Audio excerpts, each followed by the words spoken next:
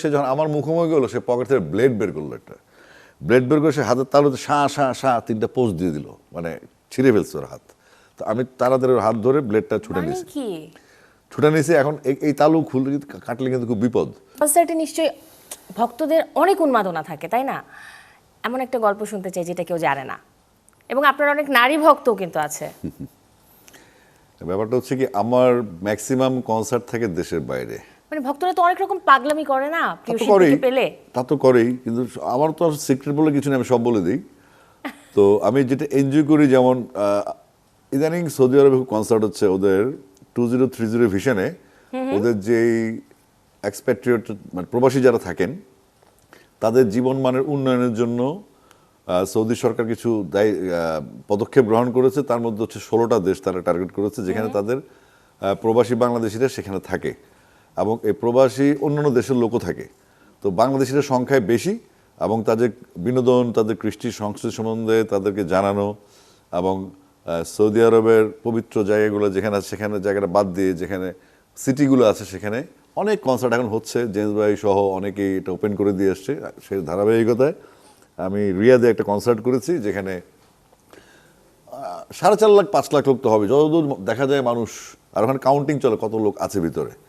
তো আমার ভালো লেগেছে, ওখানকে সৌদি ফ্যামিলির রাজ পরিবারের সদস্য ছিলেন, এবং ওখানকার যে পার্কের মালিক বা প্রিন্স যারা ছিলেন, তারা সবাই কনসার্ট শেষে যখন দেখে যে উন্মত্ততা, যে মানুষ শুধু আসিফ করছে, আমাকে অনেক ভালোবাসা দিচ্ছে, তারা এটা নিউলি ভাবলো, এবং তারা বলল যে আমাদের ট্যুরিজম ডেভেলপমেন্ট, আমাদের এক্সপ্যাট্রিয়েটদের জীবনমান উন্নয়ন, তাদেরকে বিনোদিত করা, তাদেরকে একটা ভালো লাইফস্টাইল দেয়া, সৌদি আরব প্রবাসীদের জন্য সুন্দর জীবন মান নির্ধারণ করা, তাদেরকে একটা ভালো লেভেলে নিয়ে আসা, এই জন্য আমরা কাজ করছি। আপনি প্লিজ আমাদেরকে সময় দেবেন। এটা আমার জন্য একটা সম্মানের বিষয় যে সৌদি গভর্নমেন্ট আমাকে রাজকীয় মেহমান বানাচ্ছে, এবং তাদের যে ইন্টেনশন সেটা হচ্ছে আমার দেশের মানুষকেই সেবা দেয়া, আমার দেশের মানুষের জন্য তারা ভাবছে। এটা একটা অনেক গুরুত্বপূর্ণ এবং ভালো লাগার জায়গা, কারণ প্রবাসীরা হচ্ছে আমাদের স্ট্রেংথ, তাদের পাঠানো রেমিটেন্স হচ্ছে আমাদের ইকোনমিক স্ট্রেংথ, এবং তাদের মধ্যে যে দেশপ্রেমটা বিদেশে কাজ করে, তারা কিন্তু পরিবার পরিজন ফেলে বিদেশে থাকে, হয়তো তার স্ত্রীর সাথে দীর্ঘদিন দেখা নেয়, মায়ের সাথে দেখা নেয়, সন্তানের সাথে দেখা নেয়, তবু তো এখন ভিডিও কল আছে, দেখা যায়, কথা বলা যায়। তো তাদেরকে যদি একটু রিল্যাক্স দিতে পারি, তাদের জীবনে যদি একটু প্রশান্তি এসে আমাদের গান শুনে, সেটা আমাদের জন্য একটা বড় অর্জন। তো সেই ধারাবাহিকতায় আমরা কনসার্ট করি, বিশেষ করে মিডল ইস্টে আমি খুব মজা পাই। মিডল ইস্টে বাংলাদেশি কমিউনিটি খুব স্ট্রং, এবং তারা প্রোগ্রামটা খুব এনজয় করে, কজ তাদের বিনোদনের মাত্রাটা তারা কম পায় ওখানে।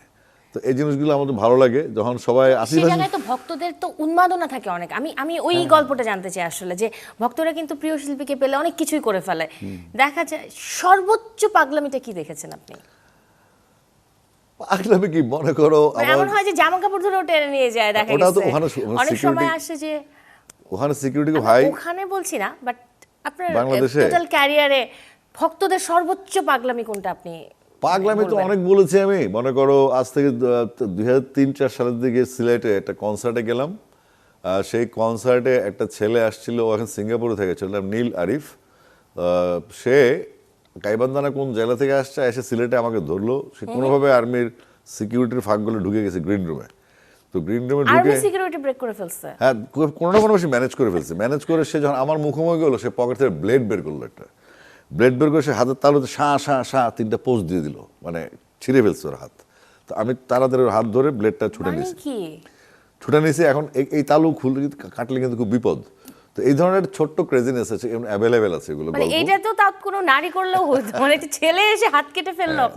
আমার ছেলে ফ্যানরা আসলে ভয়ঙ্কর রকমের